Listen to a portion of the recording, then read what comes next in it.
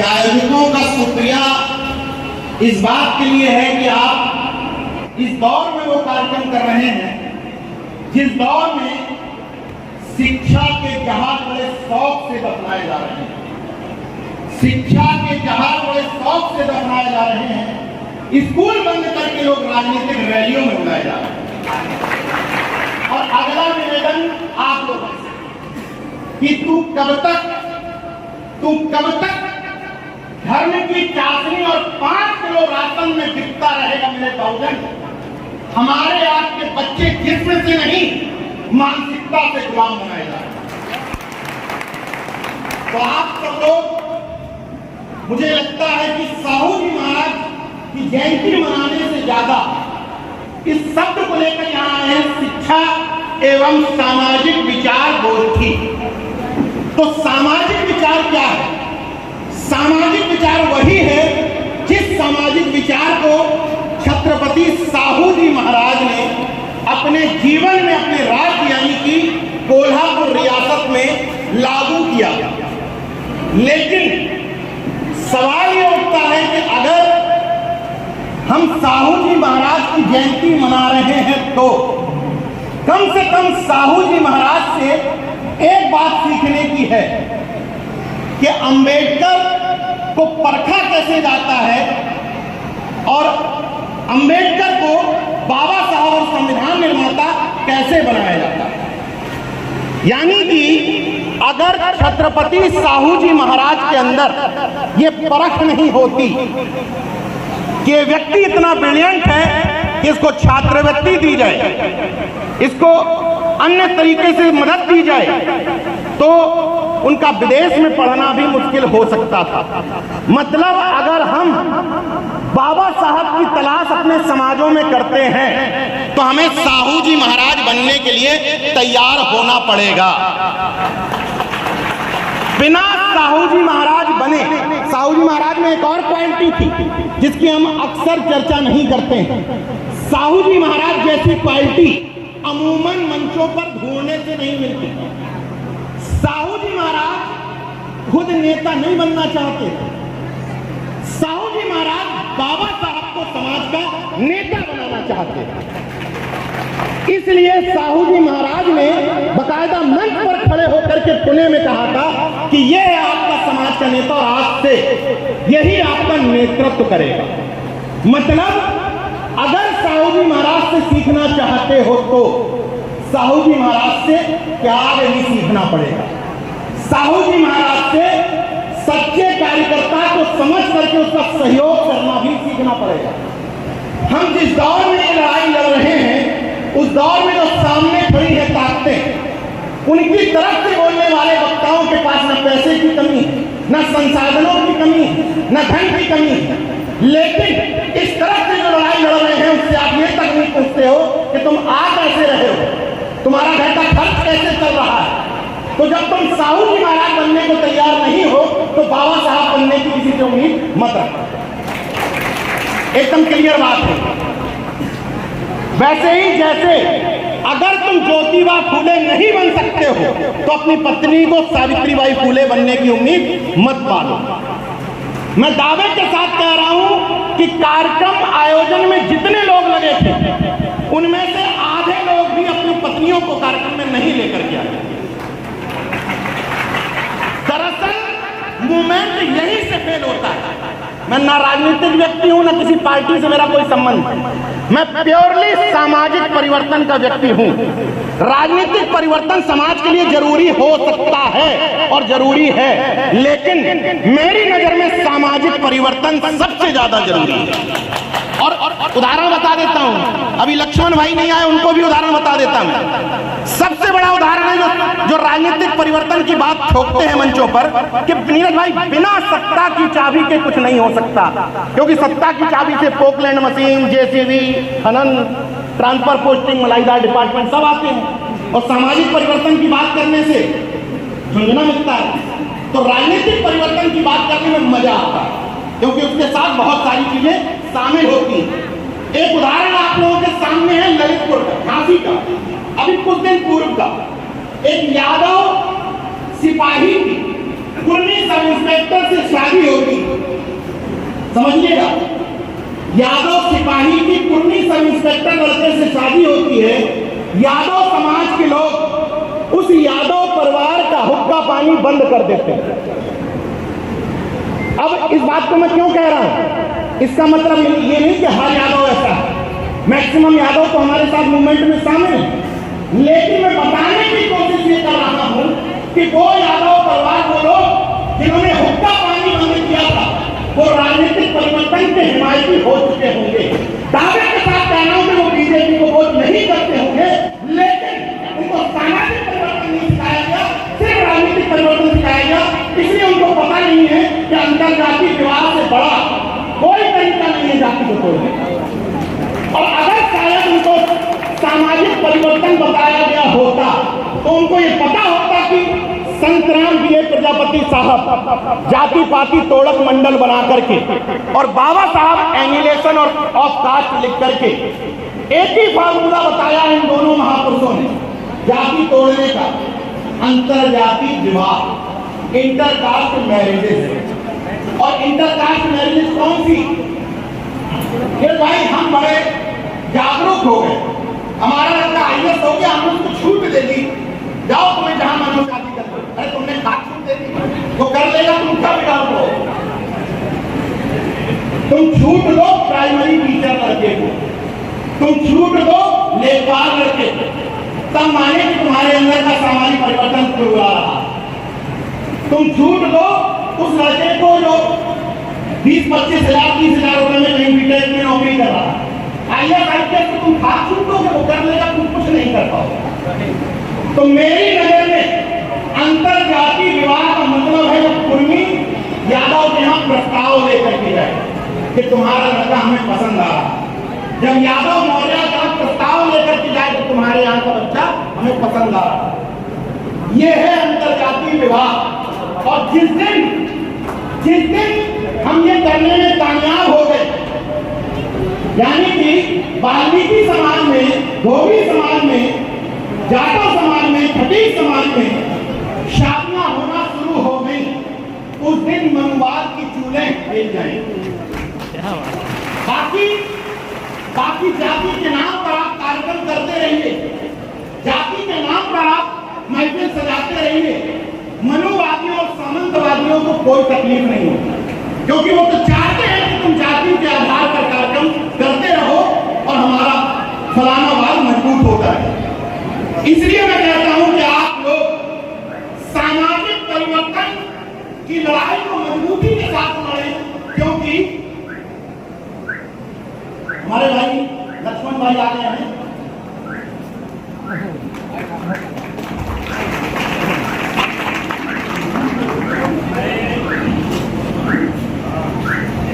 मैं सामाजिक परिवर्तन की बात क्यों कर रहा था? देखिए, जब मान्यवर कांसीराम साहब की बात वो करते हैं तो एक लाइन बड़ी तेजी से कहते हैं कि मान्यवर साहब ने कहा था कि सत्ता हर ताले की कुंजी है, लेकिन वही लोग मान्यवर साहब की अगली लाइन नहीं कहना चाहते कि बिना सामाजिक परिवर्तन हुए अगर राजनीतिक परिवर्तन होगा तो बहुजनों के किसी काम का नहीं होगा। नहीं। और मौजूदा समय में जो घटना सबसे ज्यादा प्रचलित है, यादव समाज के एक व्यक्ति के चुटिया काट दी गई, मूत्र छिड़क करके उसको पवित्र करने की कोशिश की गई। यानी कि जिस व्यक्ति के साथ ये की गई, हो सकता है वो राजनीतिक परिवर्तन कर चुका हो सकता है कि वो बीजेपी का वोटर ना हो, लेकिन उसका भी सामाजिक परिवर्तन। इसका मतलब इन दोनों बातों को क्लब मत करिए। ये जरूरी नहीं है कि किसी को आपने बस इतना सिखा दिया कि बीजेपी को वोट नहीं देना है तो वो सामाजिक परिवर्तन में आपके साथ खड़ा हो जाएगा, इसकी कोई गारंटी नहीं। ये दोनों पैरेलल चीजें हैं। एक तरफ राजनीतिक परिवर्तन चलना चाहिए साथ में, दूसरी तरफ सामाजिक परिवर्तन चलना चाहिए। अब मैं आप लोगों से एक सवाल पूछता हूं या एक उदाहरण देता हूं जिससे मैं समझ जाऊंगा, जिससे आप लोग समझ जाएंगे कि मैं ये बातें किन लोगों के लिए कह रहा हूं। दरअसल साहू जी महाराज का उदाहरण देता हूं मैं। साहू जी महाराज एक बार कहीं गली से जा रहे थे तो एक गड्ढे में 4-5 उन्होंने देखे कि कुत्ते के बच्चे होते ना, पिल्ले, तो पिल्ले पड़े हुए थे उस गड्ढे में। तो साहू जी महाराज बहुत देर तक दूर से ऑब्जर्व करते रहे उन पिल्लों को, कुत्तों के बच्चों को। उसके बाद साहू जी महाराज ने उनमें से उठा करके एक पिल्ले को बाहर रख दिया। तो जो लोग साहू जी महाराज को देख रहे थे गौर से, उन लोगों ने कहा कि महाराज आप तो बड़े दयावान हैं, आप तो मानववादी सोच के व्यक्ति हैं, आप तो बहुजन व्यक्तित्व रखते हैं, फिर ये क्या वजह है कि आपने महज एक पिल्ले को उठा करके बाहर रखा, बाकी 4-5 पिल्ले वहां पर थे, उन पिल्लों को आपने वैसे ही छोड़ दिया गड्ढे में। तो साहू जी महाराज बोले कि देखो उस गड्ढे में जितने पिल्ले पड़े हुए थे, उन पिल्लों में जो उस कैद से आजाद होने की कोशिश कर रहा था, मैंने उसको कैद से आजाद करके ऊपर रख दिया। बाकी जितने पिल्लों को मैं देख रहा था वो सब एक दूसरे को घसीटने में लगे और आनंद ले रहे थे गड्ढे में पड़े हुए। गुलामी में क्या मदमस्त मजा आ रहा। तो जो गुलामी का मजा ले रहे हैं, और रखिए ना मेरी बात, जब मैं राजनीतिक व्यक्ति हूं, ना नोट चाहिए ना वोट चाहिए, जो गुलामी में पड़े हुए हैं उनकी गुलामी की बेड़ियां काटने में मुझे कोई इंटरेस्ट नहीं। मैं केवल उन लोगों के लिए यहां आया हूं जो उन गुलामी की बेड़ियों को काट करके गड्ढे से आजाद होना चाहता है। और उन्हीं लोगों से मैं आज अपील कर रहा हूं कि जातियों पर गर्व करना बंद कर दें। ये बात क्यों कह रहा हूं? क्योंकि मैं 9 साल जातिवाद कर चुका हूं। मैं वही बात मन से बोलता हूं जो अपने जीवन में लागू करता हूं। ये नहीं चल पाएगा कि जाति महासभा भी मजबूत होती रहे और सामाजिक न्याय भी मजबूत होता रहे। जिस दिन से मुझे ये बात समझ में आई, उस दिन पे ऐलान किया है मैंने, और अगर आपको नजर आ रहा हूं मैं कभी जाति महासभा के मंच पर, तो उसी दिन कह देगा कि नीरज भाई समाज का गद्दार है और मंचों पर झूठ बोलता है। जिस दिन से मुझे ये बात समझ में आ गई कि बिना बहुजन बनाए हमारे दुखों का निवारण नहीं हो सकता, उस दिन से मैंने जाति महासभा के मंचों पर जाना बंद कर दिया। अब क्यों कह रहा हूं उसको, इस बात को मैं कोई भी बात बिना लॉजिक की नहीं करता। ये मैंने क्यों शुरू किया? दरअसल जब हम जातिवादी थे, सरदार पटेल जयंती को कुर्मी होने के नाते मनाया करते थे। उस समय मान लीजिए पंडाल सजाया आपने और आपने मन से कहा, जाओ कुर्मी छत्री सूरवीरों, जाओ यदुवंश के सूरवीरों, जाओ मौर्य वंश के सूरवीरों, जाओ सूरवीरों।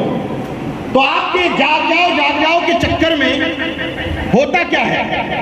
दरअसल आपके जाग जाओ के चक्कर में जो चौरसिया भाई वहीं पर टेंट लगा रहा है, जो प्रजापति भाई वहीं कार्यक्रम में चुपचाप बैठ करके पानी पिला रहा है, जो निषाद भाई, जो विश्वकर्मा भाई, या जो धोबी समाज, किसी भी अन्य समाजों का भाई, ऐसा तो संभव नहीं है कि आप किसी जाति का कार्यक्रम करें और उसमें 100% जाति के लोग ही हों। उसमें सामियाना सजाने वाले, बैनर लगाने कोई तो दूसरी जाति के होंगे।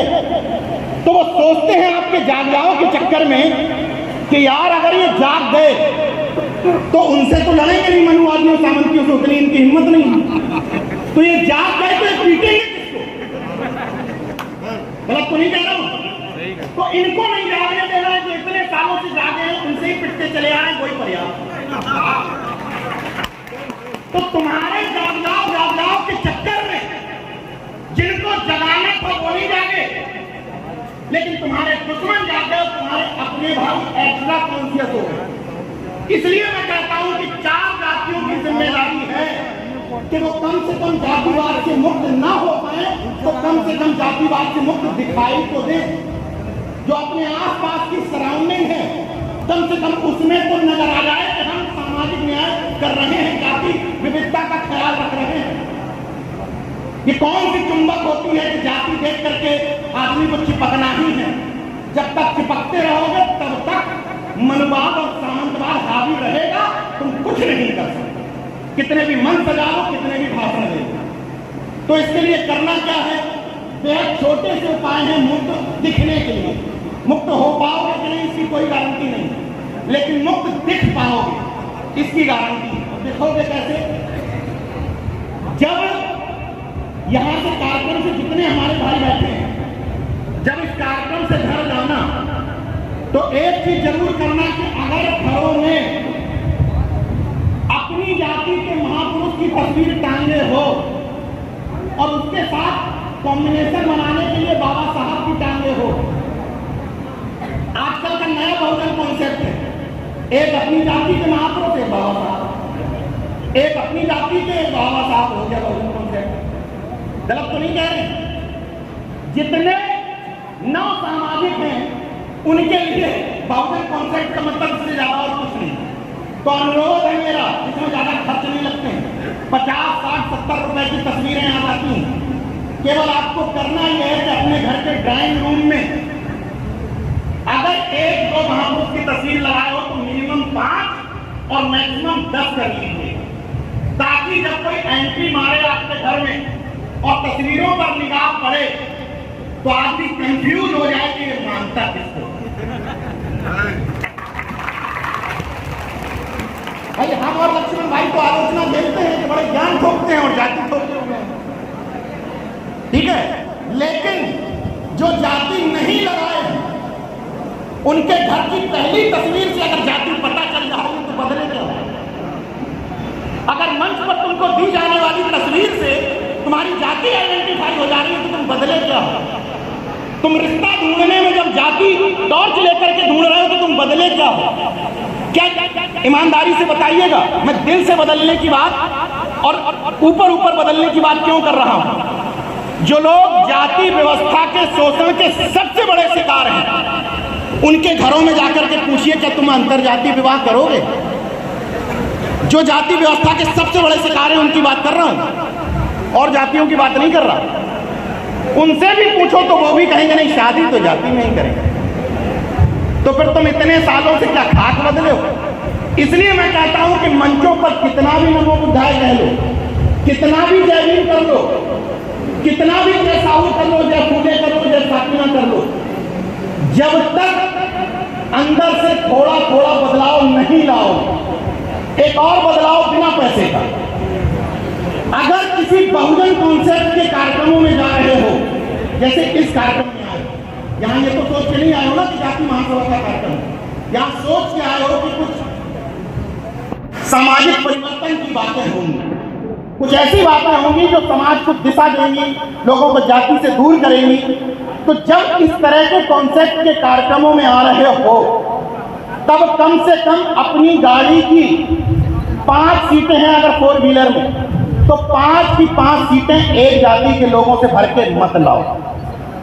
मोहल्ले में जो प्रजापति जी रह रहे हैं उनको जरा पूछ लो कि गाड़ी खाली है, पैसा नहीं लगना है, पेट्रोल का पैसा नहीं लगना है, वहां पानी भी मिलेगा, नाश्ता भी मिलेगा, बैठ लो। हो सकता है निषाद जी, प्रजापति जी, विश्वकर्मा जी बैठ जाए, तो बैठने से क्या होगा? रस्सी आवत जाते। अब मैंने पत्नी का उदाहरण दिया था ना, मेरी पत्नी सामने बैठी, जब हमारी शादी हुई तो क्या आपको लगता है कि पूर्वी परिवार में कोई बेटी इस तरह की सोच से आई होगी, इस तरह की सोच के हमें? लेकिन ये बदली कैसे? कैसे बदली? कोई हमारे पास काजू की छड़ी थी, कोई फॉर्मूला था, हमने कैसे इनको मना किया कि वो टॉपर के साथ नहीं करना है? यहाँ जितनी हमारी माताएं बहनें बैठी हैं इनमें से आधे से ज्यादा टॉपर प्रचार करती होंगी। भारत को बता, टॉपर प्रचार कौन सा? 1 साल का टॉपर करे, पति 1 साल करता है, करते हैं ना टॉपर प्रचार। फिर 1 साल का टॉपर करो, पति 1 साल फिर करेगा, फिर मतलब उसमें 2 साल का टॉपर, 5 साल का टॉपर है नहीं, 1 साल का टॉपर है। 1 साल का टॉपर करो, पति 1 साल चलेगा, फिर अगले साल करो। तो मैंने अपनी पत्नी को बदला कैसे? कैसे बदला? इसी तरह के बहुजन कॉन्सेप्ट के कार्यक्रमों में ला करके। अगर आपके परिवार की पत्नियां और बच्चे उनके पंडालों में जाते रहे जो शिवलिंग में बेलपत्री चिपका के बच्चों को पास करवा रहे हैं, तो तुम्हारे मंचों पर भाषण ठोकने का कोई मतलब नहीं, क्योंकि तुम अपने घर में ही अल्पसंख्यक हो। जब तुम अपने ही घर में अल्पसंख्यक हो तो समाज को क्या बात लाओ? तो पहले अपने घर का ठीक करा दो, अपने घर को ठीक करो। ये जरूरी है कि मैंने कर लिया तो हर कोई कर सकता, लेकिन ट्राई मारना शुरू करना पड़ेगा। और जैसे पत्नी को करना है वैसे ही आस पड़ोस के लोगों को करना है। जैसे नीरज भाई क्या करें, फलाने के घर पे तो दूसरे कलर का झंडा लग गया। मैं दावे के साथ कहता हूं कि हम लोग सुबह से शाम जिस संगठन का नाम रखते हैं आरएसएस और बीजेपी, उससे सीखते ढेला भर का भी नहीं है। आप मेरे बारे में सब कुछ क्लियर है, आप ट्विटर पर, फेसबुक पे, गूगल पे, कहीं दुनिया में डाल लो। कहां मैं अपने आप को छुपा सकता हूं? तो मेरी सोच क्या छुपा सकता हूं क्या? मेरे जैसे क्लियर कट व्यक्ति को भी आज भी आरएसएस के लोग, बीजेपी के लोग ट्राई मारने को तैयार हैं कि शायद मन बदल जाए, हार्दिक पटेल बन जाए। गलत नहीं बता रहा हूं, आज भी ट्राई मारते हैं, संबंध स्थापित किए रहते हैं। लेकिन हम लोग क्योंकि नाक इतनी बड़ी है और इतना छोटा है, तो हम लोग पिछली बार कार्यक्रम में बुलाया था, आया नहीं था, अब नहीं बुलाया। लंबा लोग मतलब ईगो तो इतना है कि छत से टकराता, उनसे लड़ने में भले ईगो न टकराए, आपस में बहुजन भाइयों में लड़ने में पूरा ईगो टकराया। तो आरएसएस का अगर गाली देते हो तो उससे एक ही बात सीख लो कि अपने मोहल्ले पड़ोस के चौरसिया जी को, प्रजापति जी को, पाल जी को, नाई समाज के व्यक्ति को, धोबी समाज के व्यक्ति को, वाल्मीकि समाज के व्यक्ति को, खटीक समाज के व्यक्ति को, मौर्य जी को, जिसको भी ट्राई मार सकते हो कि भाई साहब आइए, भाई साहब आइए। मैं दावे के साथ कह रहा हूं 10 बार कार्यक्रम में बुलाओगे, 3 बार अगर इस अंदाज में आ गया तो गारंटी से कह रहा हूं कि बदल जाए, गारंटी से बता रहा हूं। क्योंकि मैं क्यों ये बात कह रहा हूं, आप लोग जिन समाजों को पाखंडी मानते हैं, जिन समाजों को बीजेपी का सबसे बड़ा वोटर मानते हैं, मेरा दावा है कि मैं उन्हीं समाजों से कर नहीं दूंगा, कर चुका हूं। उन्हीं समाजों से सैकड़ों हजारों अम्बेडकरवादी तर्कवादी तैयार कर चुका हूं, कर दूंगा नहीं दे रहा हूं, कर चुका हूं। जिन समाजों को आप मानते हैं जिनका मूवमेंट से कोई लेना देना नहीं है, बशर्ते आपको ट्राई मारना पड़ेगा, ट्राई। लेकिन हम कर क्या रहे हैं, दरअसल बड़ी गहरी है ये गुलामी की जड़ें, बड़ी गहरी है ये गुलामी की जड़ें, जिनमें ये दिमाग जकड़े हैं।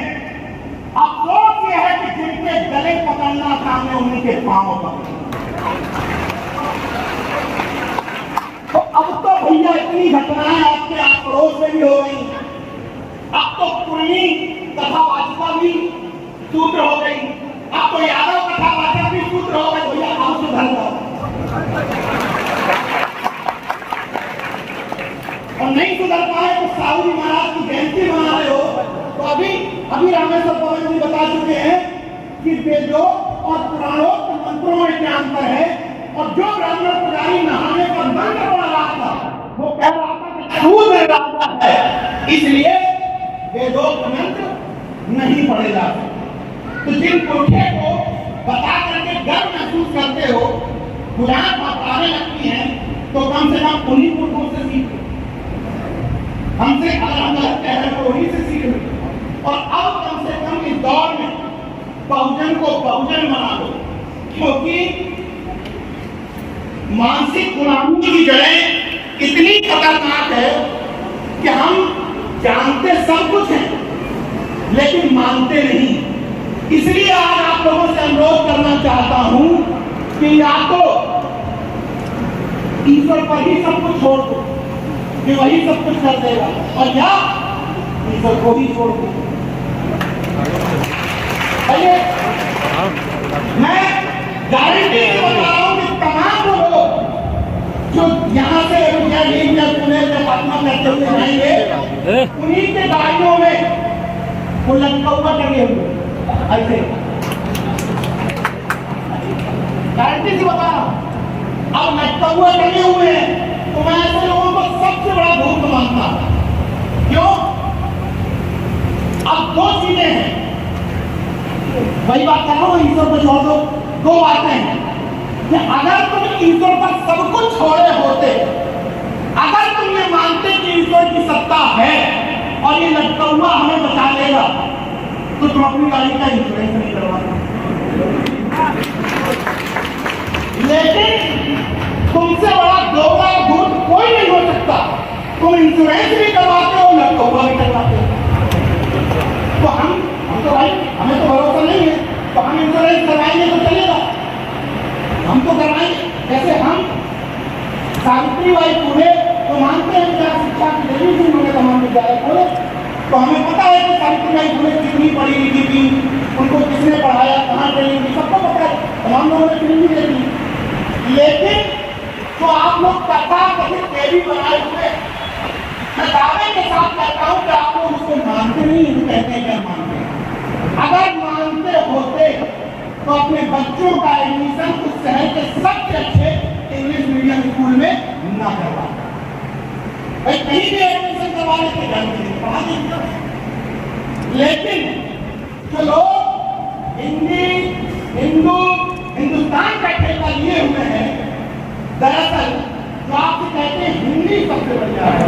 अभी मैं एक बहुत ताकतवर शख्सियत देश की जो कही जाती है भक्तों की नजर में, हालांकि उन ताकतवर शख्सियतों के होने के बावजूद भी तो मैं भ्रम में रहता हूं कि पता नहीं ताकतवर है या कुछ, लेकिन खैर ये दलाल पूजा कहता है कि ताकतवर है, तो वही ताकतवर शख्सियत अभी हिंदी का गुणगान कर रहे थे कार्यक्रम में। अब देखना, जो आपसे कहते हैं कि हिंदी इतनी इंपॉर्टेंट है, वो अपने बच्चों को इंग्लिश मीडियम स्कूल में पढ़ाते हैं। जो आपसे कहते हैं कि हिंदू इतना महत्वपूर्ण है, हिंदू को बचाना है, हिंदुत्व को बचाना है, किसी भी बड़े शहर में चले जाओ, लखनऊ से लेकर के दिल्ली से लेकर इलाहाबाद, इंदौर, कहीं चले जाओ, आप उस शहर में पता करना जितने ईसाई मिशनरियों के स्कूल हैं वहां एडमिशन करवा दो। पीएम की सिफारिश से, एसएसपी की सिफारिश से, आईबी की सिफारिश से, डीआईबी की सिफारिश से कौन करवा रहा है?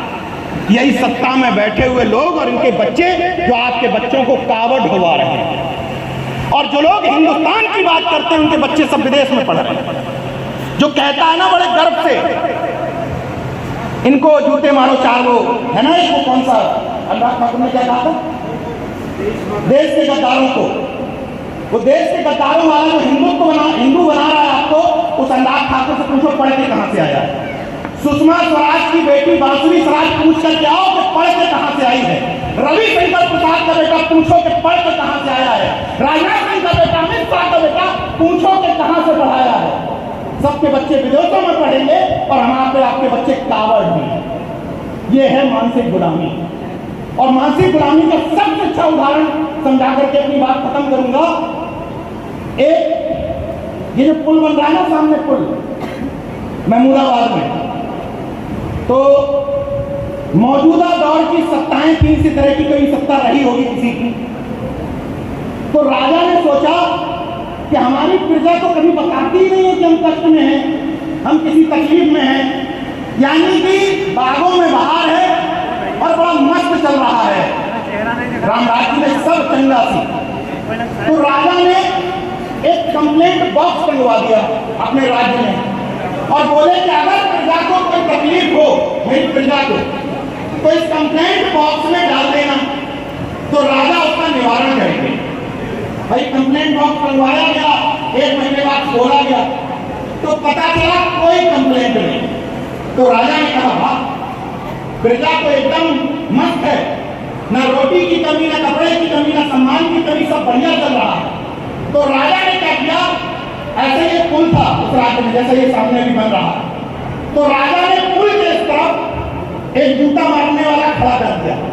तो जब प्रजा पुल पर चढ़ती थी तो इस तरफ से राजा के लोग एक जूता मारते थे, चढ़ जाती थी, फिर उस तरफ उतरते थे तो दूसरा आदमी खड़ा होता था, उस तरफ से जूता मारता था तो उतर जाते थे। इसके बाद कंप्लेंट बॉक्स में ढेरों कंप्लेंट आ गई, तो राजा ने सोचा कि अब लगता है ये सब जितने अंधभक्त थे इनकी आंखें खुल गई।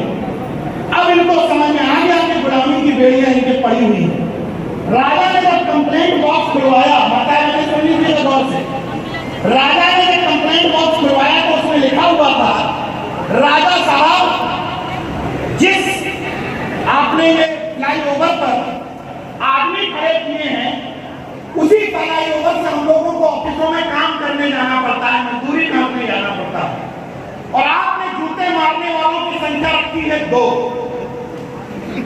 उनकी संख्या बढ़वाती जाए क्योंकि हमें काम पे जाने में देरी हो जाती है। तो आप सोचो कि इस तरह के मानसिक गुलामों को निकालना कितना मुश्किल है। सब कुछ अपनी आंखों से होता देख रहे हैं। तुम्हें जो लोग तुम्हारे भूतकाल में उठा रहे हैं वो लोग तुम्हारा दरअसल वर्तमान खराब कर रहे हैं और भविष्य के लिए जड़ें खोद रहे हैं, लेकिन हम कब्र में उलझे हुए हैं। किसकी कब्र कब खोद रही है? दरअसल उनकी कब्र खोदने के नाम पर तुम्हारी हिस्सेदारी की, तुम्हारे आरक्षण की, तुम्हारे जमीन की, तुम्हारे स्वाभिमान की कब्रें खोदी जा रही है, लेकिन समझ में नहीं आ रहा क्योंकि आंखों पे तो धर्म की पट्टी पड़ी हुई है और ये धर्म की चाशनी इतनी मस्त है कि जो चखता है उसमें कितना भी जहर मिला दो लेकिन उसको बर्बाद होकर के मजा आता है। दरअसल मैं पत्रकार हूं तो महिलाओं से और आप लोगों से एक और अनुरोध करूंगा कि अपने घर की टीवी पर सेंसरशिप लागू करिए। सेंसरशिप। और क्या सेंसरशिप? दरअसल इन लोगों को पता चल गया है कि तमाम भाषणवीर जो बहुत पहले से ये ज्ञान खोज रहे हैं, इन लोगों ने यह समझा दिया है कि जो पौराणिक सीरियल हैं वो अपने बच्चों को नहीं दिखाना है। तो उन्होंने कहा कि अब इन महिलाओं को और लोगों को मूर्ख बना के तो रखना है, तो कैसे बना के रखा जाए? तो एक नया आइटम आ गया। बताना बेटियों जरा, टीवी पे सीरियल आता है कि नहीं? गाएं आता है, आता है नागिन, उसमें अचानक से चोटी बढ़ती है कि नहीं? सब आप लोग कह रहे हैं नहीं कह रहा। ये सीरियल क्यों शुरू किए गए? दरअसल समय समय पर ये टेस्टिंग की जाती है कि इनको मंदिर की घंटी चाहिए या विद्यालय का घंटा चाहिए। जब वो समझ लेते हैं कि अभी मूर्ख बनने को तैयार हैं तो तुम्हें डायन, चुड़ैल और नागिन जैसे सीरियलों में उलझा देते हैं। और ये सीरियल इसलिए बनाए जाते हैं क्योंकि महिलाएं देखेंगी तो महिलाओं के साथ कौन देखेगा? बच्चे देंगे, बच्चियां और बच्चे देंगे। और वो विज्ञानवाद की बजाय इन्हीं पाखंडी और गद्यानुसी परंपराओं में उलझे रहेंगे जिसमें वो सालों से आपको उठा करके रखना चाहते। इसलिए ये टीवी सीरियल शुरू किए गए। इसलिए मैं कहता हूं कि मंचों पर अपने घरों में इस सेंसरशिप भी लागू करनी है कि टीवी सीरियल में क्या देखना है और क्या नहीं देखना। इनकी टेस्टिंग का एक और उदाहरण आपको समझाता हूं। यहाँ जितने लोग बैठे हुए हैं 40-50 साल की उम्र के, वो सब लोग इस बात से सहमत होंगे कि मूल आया था। कितने लोगों ने मूल का नाम सुना है? अब एक सवाल और तो मैं तमाम मंचों से पूछता हूं, मुझे उत्तर आपका नहीं मिला। एक भी व्यक्ति अगर बता दे तो मैं मंच पे भाषण देना बंद कर दूंगा कि उसके घर में मूल आया। एक भी हाथ बता दे कि मेरे घर में आया। लेकिन सुना सबने होगा, सुना ना? जरा गूगल पर सर्च कर लेना कि सरकार कौन सी थी उस समय जिस समय मूल आया। प्रधानमंत्री थे अटल बिहारी वाजपेयी, यानी कि यही बीजेपी सरकार थी। और इसके बाद आया चोटी कटवा। कितने लोगों ने सुना? और मैं दावे के साथ कह रहा हूं कि ये कोई बता दे कि मेरे घर में चोटी कटवाया तो मैं भी बात बंद कर दूंगा। किसी के घर में आया? आपके घर में चोटी कटी? किसकी चोटी कटी? किसकी चोटी कटी आपके घर में? औरत की कटी थी चोटी? चलो आपसे बात करेंगे। अगर आपकी बात सही निकल गई तो मैं आज के बाद मंचों पे बोलूंगा नहीं, ये गारंटी। तो अब जो मैक्सिमम जनता यहाँ बैठी हुई है उनके घरों में मुनसवा नहीं आया लेकिन सुना है। एक शख्स ऐसे हैं जिनके घर में चोटी कटवाया लेकिन मैक्सिमम के घर में नहीं आया, लेकिन मैक्सिमम ने सुना है। और अब किसकी सरकार थी जो चोटी कटवाया? देश के सबसे बड़े झुटलक क्या सरकार किसकी है? बीजेपी की। और अब प्रधानमंत्री कौन है? यानी कि जो घटना 16-17 साल पहले हुई थी वो घटना फिर से हुई। और सब लोग ये कह रहे हैं कि पड़ोसी के घर में इनसे जन्म समझ लेंगे दिन जान कैसे कटी। मैक्सिमम लोगों के घरों में नहीं आया, लेकिन सबको पता है कि मुंह नोचवा आया और चोटी कटवा आया। तो ये समय समय पर टेस्ट क्यों किया जाता है?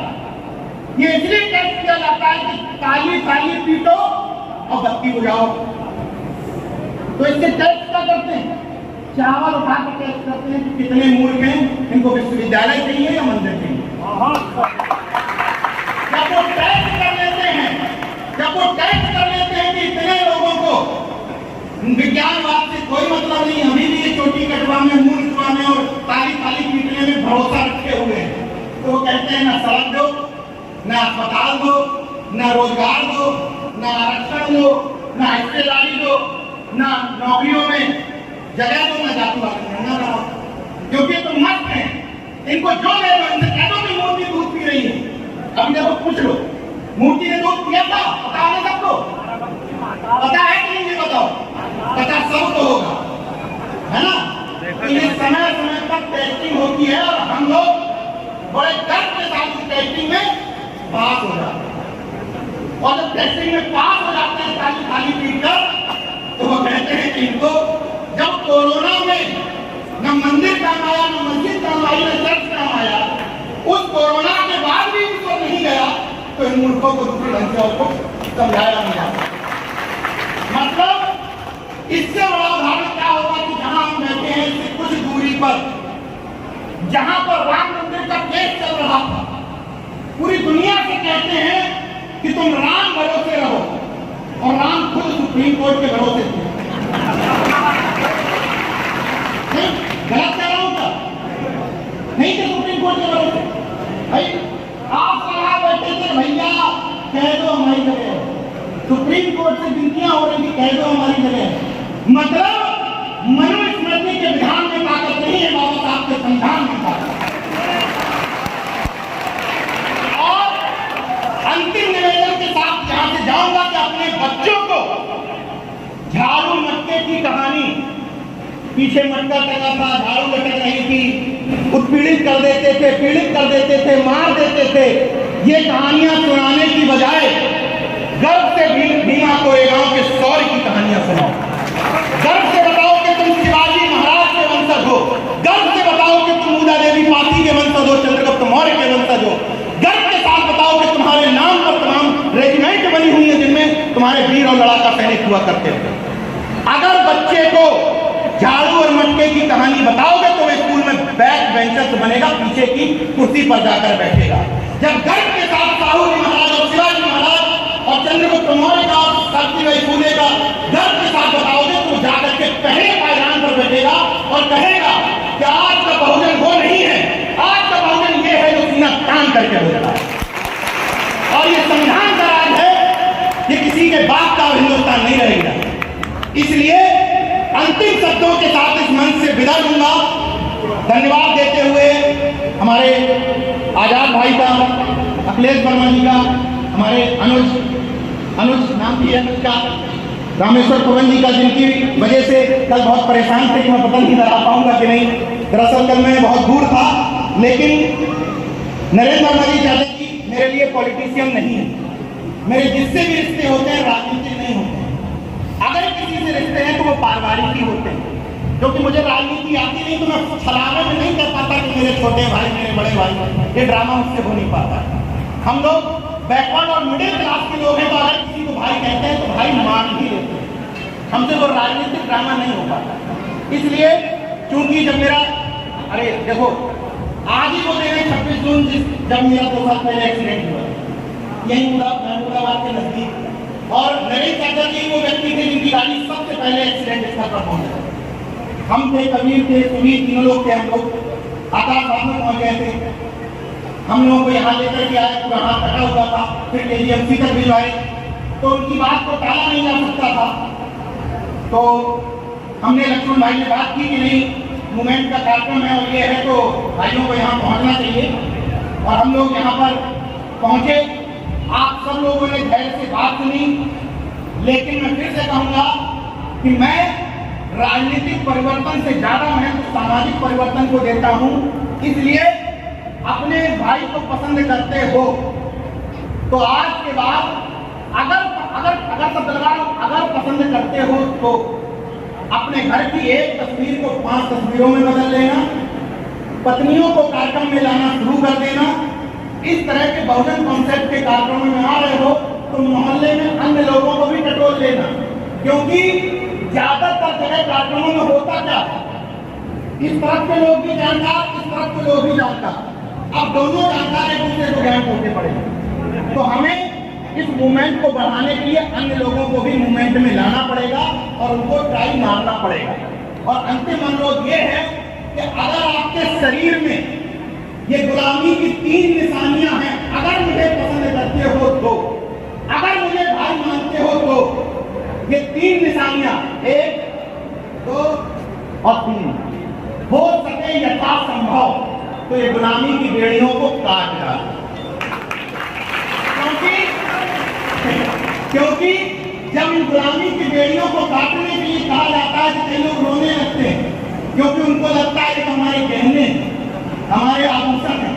इतने दिनों से वो बेड़ियां डली हुई हैं कि आदमी उसको धीरे धीरे करके, एक भाई ने अभी काट दिया। तो ये बेड़ियां इतने दिनों से पड़ी हुई है कि आदमी उसको धीरे जेवरात से ज्यादा उसकी इज्जत करता, उसकी परवाह करता। खैर, इस मंच की तरफ से आप लोगों से कहूंगा कि अभी तो परिंदे शुमार करना है, अभी तो परिंदे शुमार करना है। इसलिए अम्बेडकरवादी मूल्यवादी मंच बताएगा कि किस किस पे वार करना। अभी तो परिंदे शुमार करना है, फिर हम सब अल्गरवादी अम्बेडकरवादी लोग बताएंगे कि किस किस पे वार करना है। बड़ा गुरूर है सत्ताधारियों से, मगर हम सब कुछ है के दरिया को